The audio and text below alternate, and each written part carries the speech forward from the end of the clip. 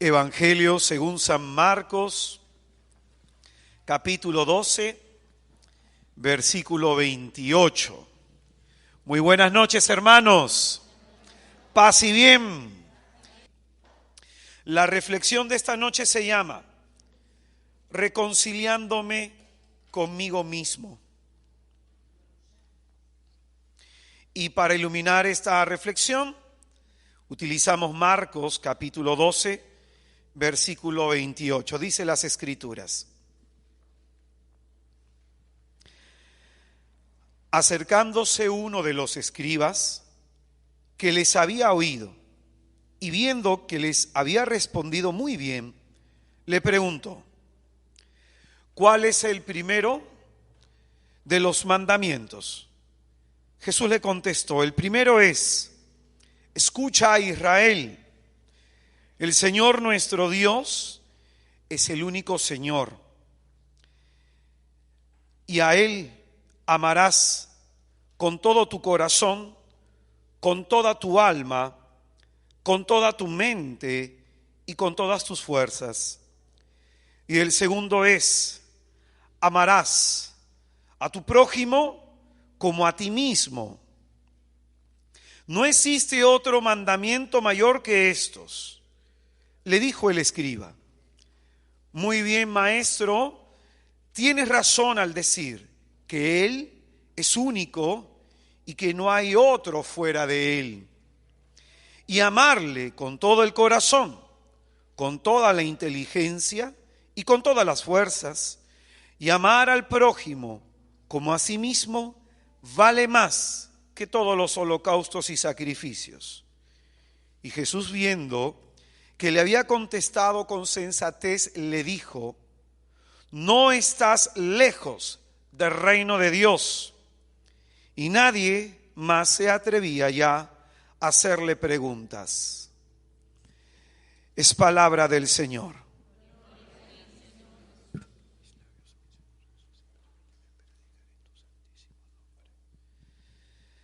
Pues bien, nos encontramos en esta noche ante un texto de testimonio múltiple, como se suele decir en lo que es teología bíblica. Y se le dice así porque se preserva en otros sinópticos también. En este caso, este pasaje se cita también en Mateo y en Lucas. Nosotros lo estamos leyendo de este Marcos, pues fue el primer evangelio en ser redactado.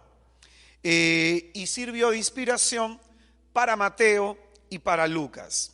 Sin embargo, cuando estamos ante un pasaje de las Escrituras que presenta un testimonio múltiple, significa lo siguiente: que de todas las cosas que se han podido escribir con respecto a Jesús de Nazaret, las que se han escrito en orden de nuestra salvación, para avivar y para aumentar nuestra fe.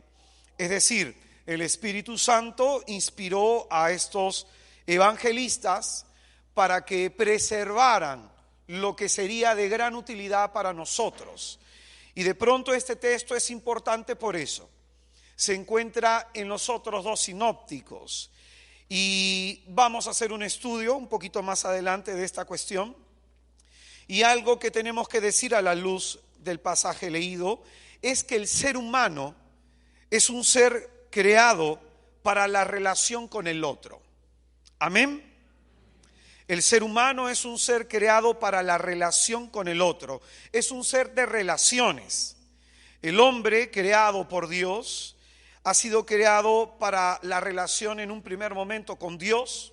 De todas las criaturas creadas, el hombre es capaz de entender, de conocer, de relacionarse con Dios en un primer momento. Pero también el hombre es capaz de relacionarse consigo mismo, con los demás y con toda la creación.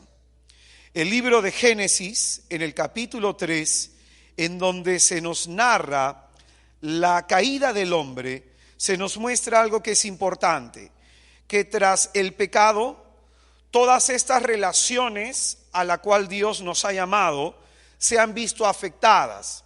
La relación del hombre con Dios, del hombre consigo mismo, del hombre con los demás y del hombre con la creación. Por ejemplo, en el versículo 10 del capítulo 3 de Génesis dice lo siguiente: Este contestó: te he oído andar por el jardín y he tenido miedo porque estoy desnudo, por eso me he escondido. ¿Cómo era el hombre en su relación con Dios antes del primer pecado? ¿Se escondía del rostro de Dios? ¿Le tenía miedo a Dios? El pecado entonces introduce una realidad que en ese momento no existía. El hombre podía dialogar, tenía una relación franca, directa con el Señor, no sentía vergüenza de su desnudez. Sin embargo, acá nos muestra entonces que el pecado algo ha roto. El hombre ahora le tiene miedo a Dios, el hombre ahora se oculta del rostro de Dios, siente vergüenza. Dice el texto, él replicó, por Dios, él replicó: ¿quién te ha hecho ver que estabas desnudo? ¿Has comido acaso del árbol que te prohibí comer? Esta condición en la que el hombre se reconoce desnudo y que el hombre se reconoce de tal forma implica de que algo ha cambiado. Cuando Dios lo crea y está en el paraíso, el hombre no se siente así, no se siente desnudo. El hombre vive en una plena armonía consigo mismo, y esto es importante entender porque nos va a servir para concretizar lo que queremos enseñar en esta noche. Que hasta antes del pecado el hombre no tenía esa concepción de desnudez, el hombre no sentía vergüenza de la condición en la que se encontraba, y el pecado va a introducir una realidad. El Señor le dice: ¿quién te ha dicho que estabas desnudo? ¿Quién le dijo que estaba desnudo? ¿Por qué el hombre ahora reacciona así? Entonces estamos viendo que se ha roto la relación con Dios, la relación armoniosa con Dios, y también se está rompiendo la relación armoniosa que el hombre tenía consigo mismo. Amén. Dice a continuación: dijo el hombre: la mujer que me distes por compañera me dio del árbol y comí. ¿Cómo llamaba el hombre a la mujer antes del primer pecado? Carne de mi carne, huesos de mis huesos. El mejor piropo de la época, el primero. Es decir, cuando Adán contempla a Eva, se recrea visualmente y se goza en su espíritu, se goza en su corazón. Sin embargo, ahora ¿qué dice? La mujer que tú me distes. Yo te la pedí, tú me la distes. ¿Qué acaba de pasar? En esta figura se muestra que se ha roto la relación del hombre con los demás. Se ha roto la relación armoniosa que existía hasta ese momento. La mujer que me distes por compañera me dio del árbol y comí. Dijo pues Yahvé, Dios a la mujer: ¿por qué lo has hecho? Contestó la mujer: la serpiente me sedujo y comí. Por último, se va a ver cómo se rompe la relación del hombre con la creación cuando estos son expulsados del paraíso, y esto lo encontramos en el versículo 24, en el último versículo de este capítulo 3. Dice: tras expulsar al hombre, puso delante del jardín del Edén querubines y la llama de espada vibrante para guardar el camino del árbol de la vida. Pues bien, entonces acá esto es importante señalar.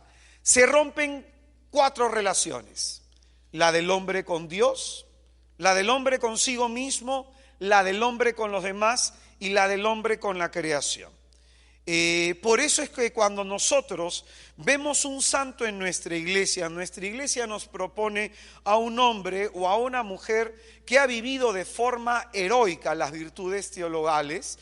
Cuando nos proponen estas personas, vamos a ver que estas personas tienen una relación plena con Dios, una relación plena consigo mismo, una relación ordenada y correcta con los demás y hasta con la creación. Por eso es que tenemos que algunos de ellos hasta podían conversar con los animales. Hasta algunos de ellos de pronto, como Santa Rosa de Lima, dialogaba con los insectos, como San Martín de Porres también. Y de pronto tenemos los santos más conocidos, San Antonio de Padua, que le predicó a los peces y que de pronto, digámoslo de esta manera, hasta un burro fue convencido para postrarse y adorar al Señor en la Santa Eucaristía. Y tenemos a Francisco de Asís y la historia del hermano lobo, entre tantos. ¿Qué significa esto? Y esto es importante entender, muy importante. ¿Por qué te digo esto? Esto es antropología teológica. ¿Y por qué te explico esto? Porque al hombre no se le puede entender sin Dios. Al hombre no se le puede entender sin Dios. Si bien estamos trabajando algunos aspectos que tienen que ver con la psicología, pero es importante ver la psicología del hombre desde Dios. Porque el hombre es toda una constitución compuesta de cuerpo, de alma, va a decir San Pablo a los tesalonicenses, y de espíritu. Y alma en griego se dice psique, y por alma se puede entender como la mente del hombre y el espíritu. Entonces es en todo su conjunto que Jesucristo ha venido a salvar al hombre, y por eso tenemos que ver al hombre desde este Dios que lo creó y de este Dios que ha venido a salvarlo. Presta atención a esto. Cuando el hombre rompe su relación con Dios, rompe a la vez su relación consigo mismo y por consecuencia va a tener pésimas relaciones con los demás. Esto es importante que lo entendamos. Se rompe nuestra relación con Dios, se rompe la relación con nosotros mismos y se va a ver afectada la relación que podamos tener con nosotros. Tu esposo, tu esposa, tus hijos, tu padre, tu madre, quien fuera. Amén. ¿Claros hasta acá, hermanos? Entonces, no se trata solamente de trabajar en nosotros, no se trata solamente de reconciliarnos con nosotros mismos, desde simplemente una aceptación de quienes somos, sino se trata de entender que el hombre no se comprende ni se concibe a sí mismo sin Dios. Esto es importantísimo.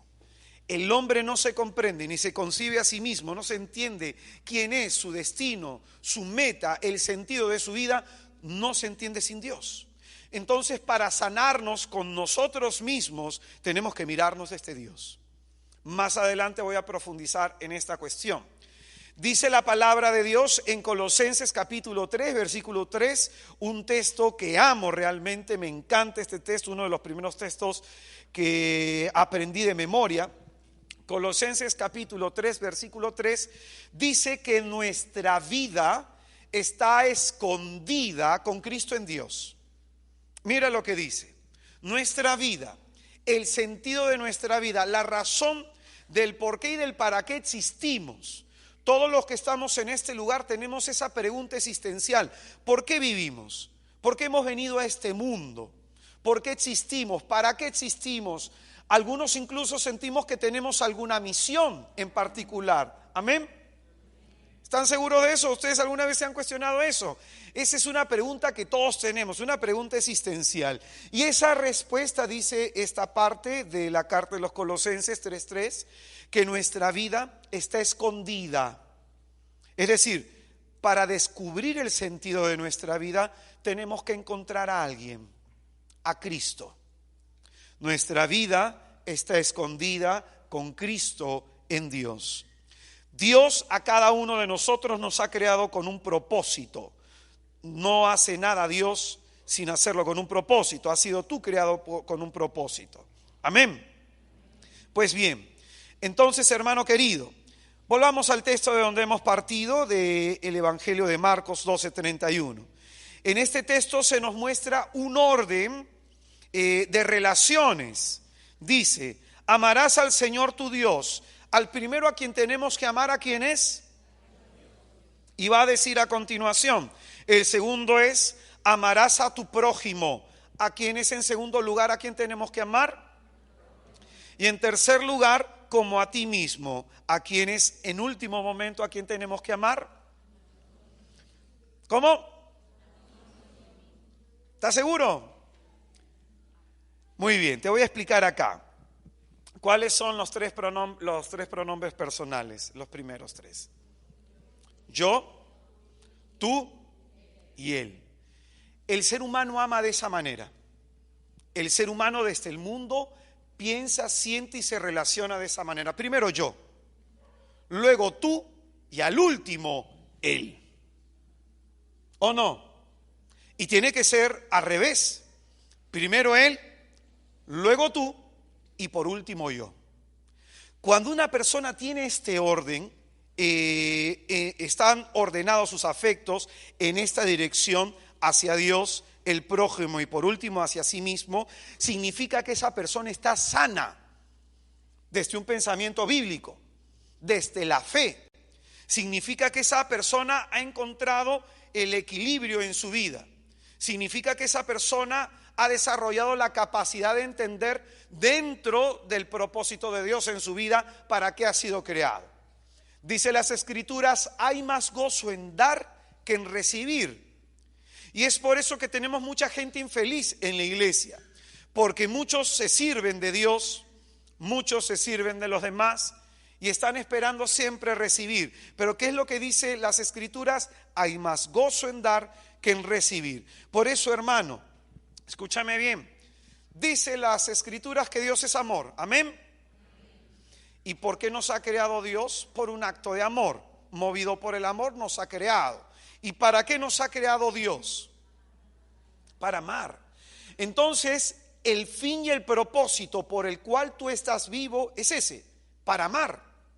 Para amar a tu mujer, para amar a tu marido, para amar a tus hijos, para amar a tu padre, para amar a tu madre, para amar a tus hermanos, para amar a la gente que te rodea, a tu jefe, a tu jefa, a tus compañeros de trabajo, a las personas que te rodean. Ese es el fin querido por Dios. Amén.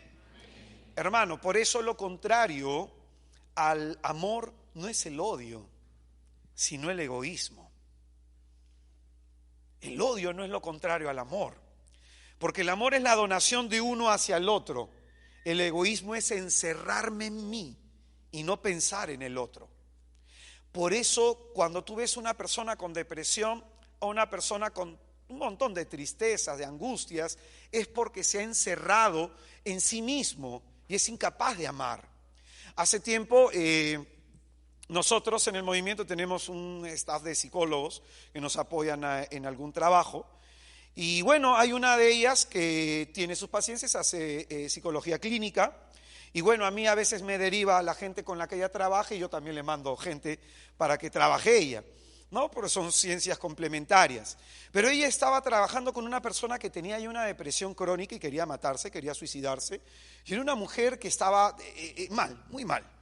Bueno, entonces ella me dijo, ¿qué hacemos? Déjamelo una semanita, le dije. Tengo yo un taller por las 200 millas en Villa El Salvador o Villa María, creo que es.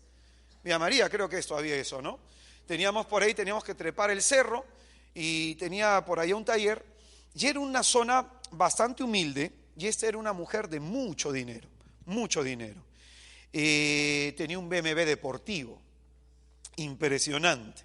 Yo a los hermanos les pedí que fueran con una ropa, no se pusieran sus joyas, no se arreglaran mucho, de pronto para mimetizarnos con las personas a las que nosotros íbamos a evangelizar y que nuestra forma de vestir tampoco pueda ser un escándalo. No es que uno se vista pues wow, ¿no? Pero oye, había gente que en plena neblina y con el frío estaba con un polo y con un polo con hueco. Fuimos a hacer misiones ahí durante 5 días y esta mujer vio la pobreza del sitio, vio la fe de la gente, que cuando llegábamos nosotros y se tocaba la campana salían de todos lados y se llenaba la iglesia. Veía al Señor cómo derramaba su espíritu y se sentían amadas estas personas y que eran felices aún dentro de su pobreza. Y esta mujer agarra y me dice, hermano, ¿y yo qué me quejo con la vida que tengo?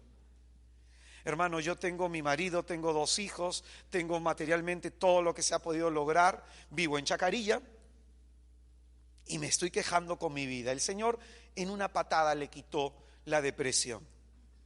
Pero ¿cómo se la quitó?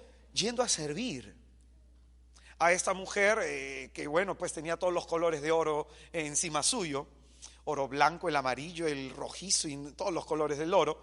Y de pronto comenzó a servir y a atender, vendiendo gaseosas o vendiendo agua a los hermanos, o atendiendo uno o atendiendo al otro, porque así son nuestras misiones. Algunos predicamos, otros tocan y otros están encargados de ventas. Y eso le ayudó. Hay más gozo en dar que en recibir. Porque hay gente que sufre en la iglesia, porque no ha entendido el plan de Dios en su vida. No ha entendido el propósito de Dios en su vida. Y no entiende siquiera este pasaje que es importantísimo. Amarás a Dios, al Señor tu Dios. Amarás a tu prójimo. Y por último, te amarás a ti mismo. Y a veces quizás nosotros no estamos de acuerdo con esto porque pensamos más en nosotros que en los demás. Y en verdad, hermano, esas son las cosas que nos puedan estar enfermando. Amén. Amén. Dile por favor al que está a tu izquierda, a tu derecha, hay más gozo en dar que en recibir. Díselo. Díselo fuerte, por favor.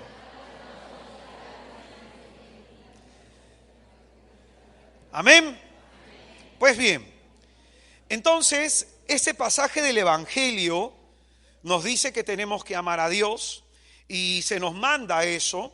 Y no solamente es amar a Dios sobre todas las cosas, como en abreviado solemos citar este mandamiento. No. Acá dice, amarás al Señor tu Dios con todo tu corazón, con toda tu alma, con toda tu mente y con todas tus fuerzas. Es decir, nuestros pensamientos, nuestros sentimientos, nuestros anhelos y nuestras acciones tienen que ser una consagración a Dios. Tienen que ser una consagración a Dios. Nuestros pensamientos, sentimientos, anhelos, sueños, planes y proyectos y nuestras acciones tienen que ser una consagración a Dios. Ahora, yo un día le pregunté al Señor, mi Dios, ¿por qué tú me pides que te ame? ¿Por qué me mandas a que te ame? Porque si ni siquiera me lo mandaras, yo te amaría. Y entendí en mi oración cuando le preguntaba eso al Señor, que no es que Él esté necesitando algo de nosotros, no es que nuestra alabanza le agregue algo más a su gloria y a su santidad, no es que Dios necesite algo del hombre, el hombre lo necesita todo de Dios. Y es en esa relación interpersonal que el hombre tiene con Dios que el hombre se sana, que el hombre es restaurado, liberado, que el hombre encuentre el propósito de su vida, que siente que su vida tiene sentido desde Dios, porque tú, más que el querer de tu padre o de tu madre, tú estás acá vivo por el querer de Dios. Más que la planeación matemática y método billing que haya habido por tu padre o tu madre para que tú nacieras, tú eres planeación de Dios, propósito de Dios, aunque tu madre o tu padre te hayan dicho contigo no funcionó el método. Dios te había pensado, te ha querido, aunque hayas nacido en la condición o en la situación fuera o dentro del matrimonio, en la forma que haya sido tu existencia, ha sido querida por Dios, querida por Dios. Los errores del hombre no van a bloquear nunca el propósito de Dios sobre ti. Amén. Amén. Entonces, se nos pide en un primer momento amar a Dios. ¿Y esto por qué? Porque nosotros podemos amar de forma natural y de forma sobrenatural. De forma natural desde nuestra propia naturaleza, pero siempre es bueno entender que nuestra naturaleza está inclinada hacia el egoísmo. Hacia el egoísmo. Hay personas y padres que dicen que aman a sus hijos de forma incondicional y que por ello serían capaces de dar la vida, pero también muchos padres pueden oprimir la vida de los hijos.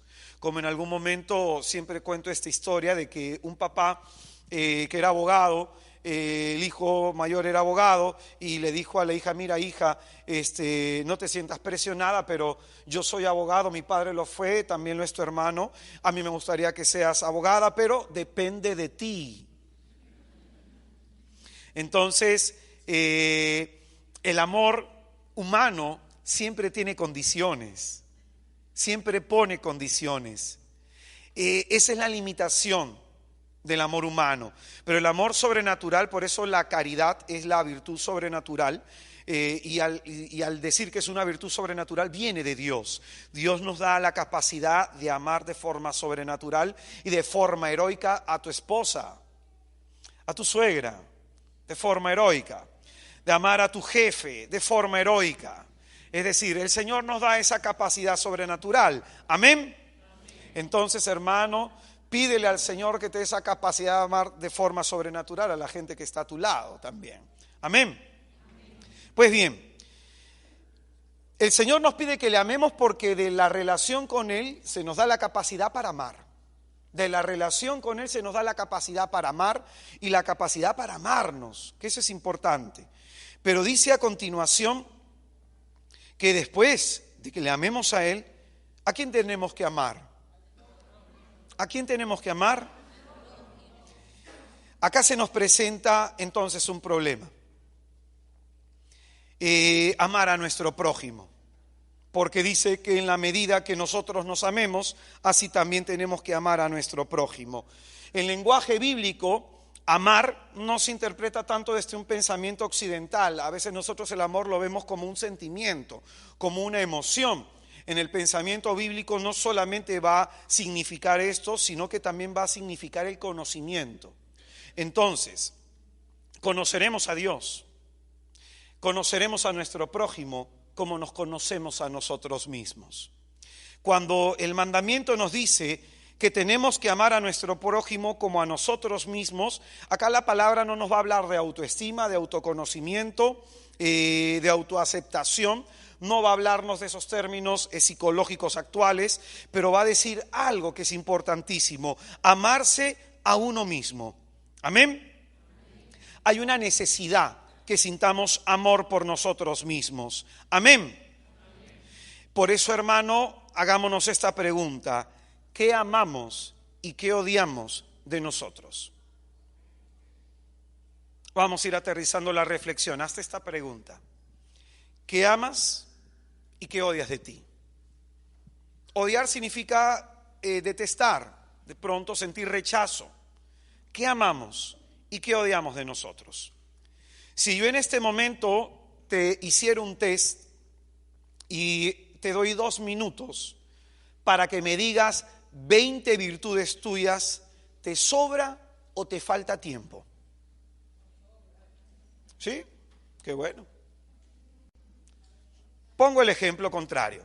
Si te doy 2 minutos para que me digas 20 defectos tuyos, ¿te sobra o te falta tiempo? ¿Qué significa esto? Que para el común de nosotros solemos ver lo que está mal. Comúnmente nosotros somos más rápidos para distinguir lo que está mal en nosotros. Solemos ver nuestros defectos, solemos ver nuestros complejos, las cosas que nos salen mal, y solemos decirnos qué torpe que soy, qué tonto que soy, otra vez me equivoqué, y se generan en nosotros sentimientos de culpa y de vergüenza. Entonces, el Señor dice: tú vas a amar al otro como te amas a ti. Por eso es que criticamos, porque nos juzgamos a nosotros mismos. Por eso es que somos duros con los demás, porque somos duros con nosotros mismos. Por eso somos intolerantes con los defectos de los otros, porque somos intolerantes con nuestros propios defectos. ¿Me dejo entender? ¿Seguro, seguro? Hermano, por eso vuelvo a hacer la pregunta, y la verdad te va a hacer libre. ¿Qué es lo que más rápido ves en ti? ¿Cosas buenas o solo defectos? Vamos a analizar eso. Entonces, en el lenguaje bíblico se nos dice que amarse a uno mismo está referido más que a un sentimiento, está referido al conocimiento que uno tiene de sí mismo.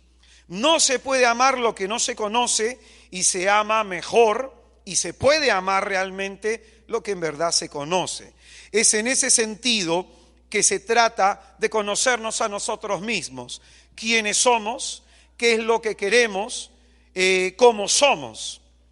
Hay un aforismo en filosofía muy antiguo que tiene esta expresión: conócete a ti mismo. ¿Cuál es el aforismo?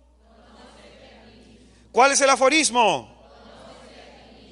Que ha sido, en realidad, no tiene un autor, ha sido este aforismo atribuido como a Sócrates, como a Solón de Atenas, a Pitágoras, a Heráclito y a varios. Es un pensamiento que recorre un momento en la filosofía de los sofistas, y dice que hay la necesidad de conocerse a sí mismo. Y esta frase puede referir un ideal de comprender la conducta humana, de comprender la conducta moral del hombre, de entender al hombre dentro de sí. ¿Y esto qué significa? Si yo me comprendo a mí, si yo me entiendo a mí, soy capaz de entender al otro.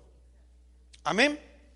Por eso es el conócete a ti mismo. Y mira, el Señor ya lo estaba diciendo, simplemente con un lenguaje más teológico. Amarás a tu prójimo como a ti mismo.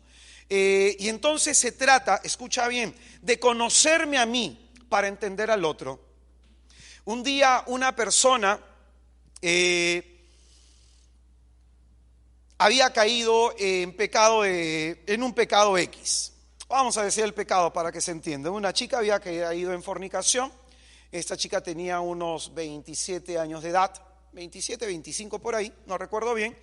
Y de pronto conversó con otra hermana de su comunidad, la cual la juzgó, le dijo del A a la Z y la hizo sentir terrible. Si esta chica se sentía mal, cuando habló con su hermana se sintió peor. Se sintió peor.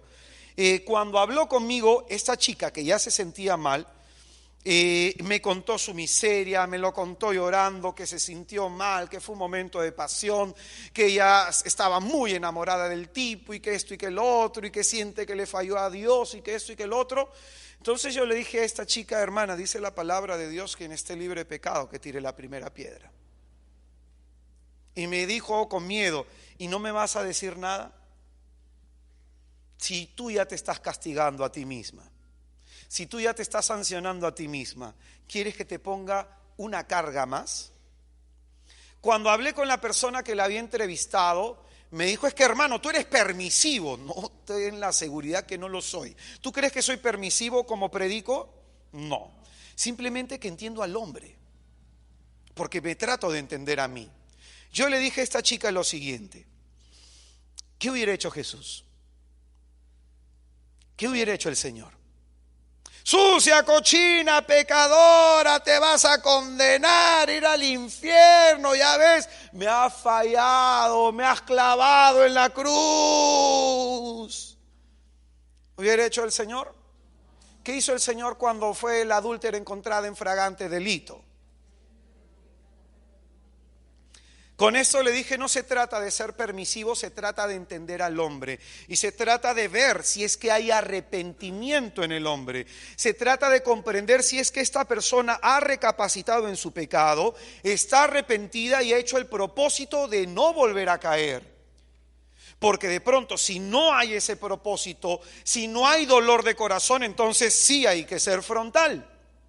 Pero si estás viendo dolor de corazón, no se hace leña del árbol caído. Además, le dije a esta chica que había tenido esta actitud con esta persona, le dije, hermana, con todo respeto, ¿usted virgen?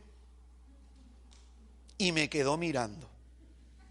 Y me dijo, ¿y quién eres tú para juzgarme? No te estoy juzgando, pero el problema está en que a veces nosotros somos anchos para nosotros y angostos para los demás, ¿cierto?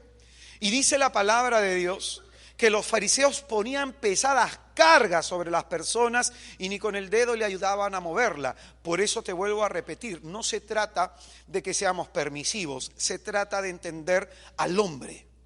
Se trata de entender al hombre. Y en este caso, si yo no me entiendo a mí mismo, si yo no me comprendo a mí mismo, si no me miro con misericordia a mí mismo, tampoco voy a comprender y tampoco voy a ver con misericordia a los demás.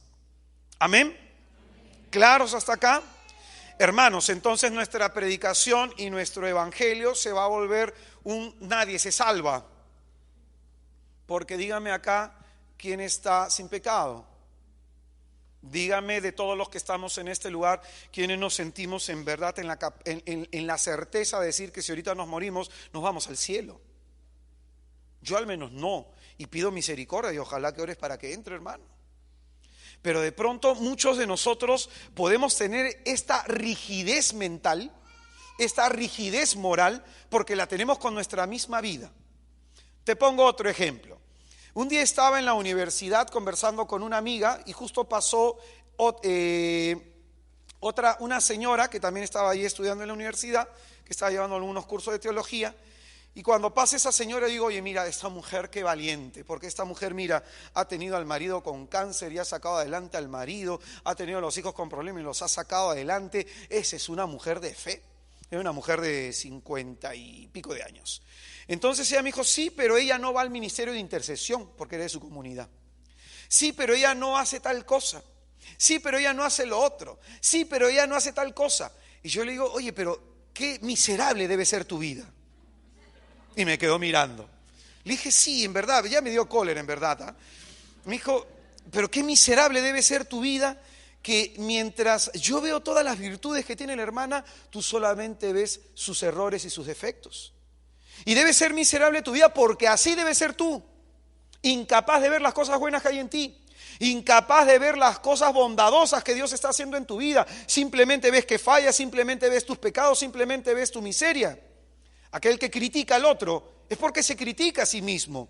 Y Santa Teresa diría lo siguiente: para que no tengas la tentación de juzgar las miserias de tus hermanos, agarra las tuyas y tapa a tu hermano con tus miserias, para que no las veas. Amén. Esta es la necesidad de aprender a amarnos, de entendernos, de aceptarnos y de mirarnos de este Dios. Un día una señora que era responsable de una comunidad agarra y me dice, hermano, ¿por qué la gente se te acerca a contarte sus miserias, a contarte sus pecados, cosas que ni le cuentan a otras personas? ¿Por qué?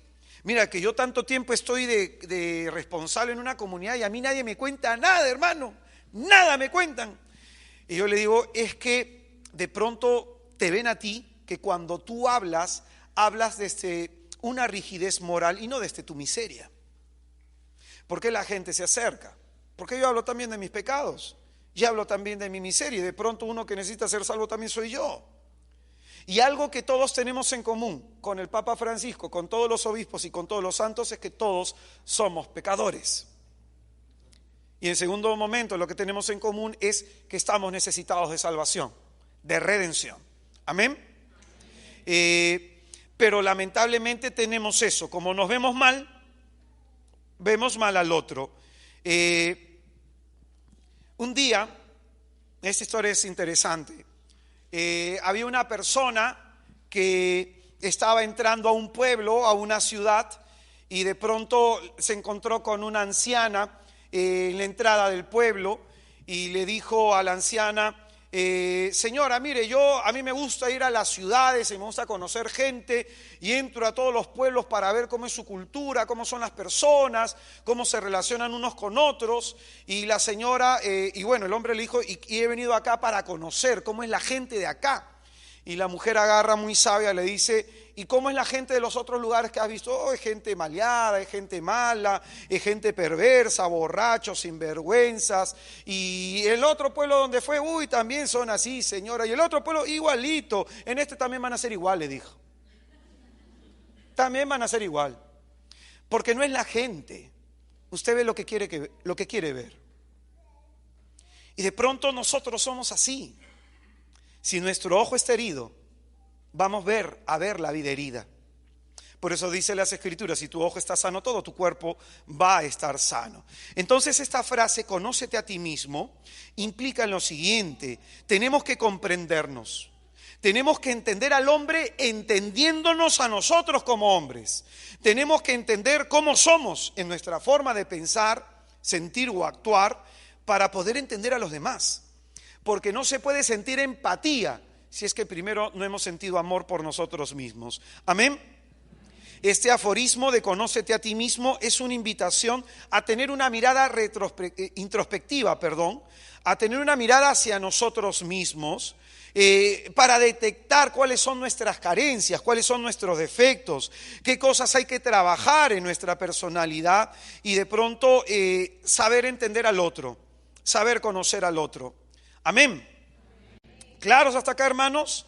Entonces se nos presenta un problema, según lo que nos dice acá el Señor. Tenemos que amar a los demás como nos amamos a nosotros mismos. Amén. El punto es que amamos y que odiamos de nosotros. Y cuando estamos hablando de amar, estábamos refiriéndonos a la capacidad de conocer. ¿Quién eres tú? ¿Cómo te definirías a ti mismo? ¿Cómo eres tú? Solemos nosotros definirnos muchas veces no por lo que somos, sino por lo que hacemos. Solemos definirnos muchas veces de esa forma. En el curso que se dio de los pecados capitales, en uno de los primeros temas, yo decía que el hombre tiene una doble dimensión en su vida espiritual, es ser y hacer. Nosotros somos y hacemos, no solamente hacemos. Por eso no centres para conocerte a ti mismo la mirada en lo que haces. Centra la mirada en lo que pasa por dentro, en quién eres tú. Amén.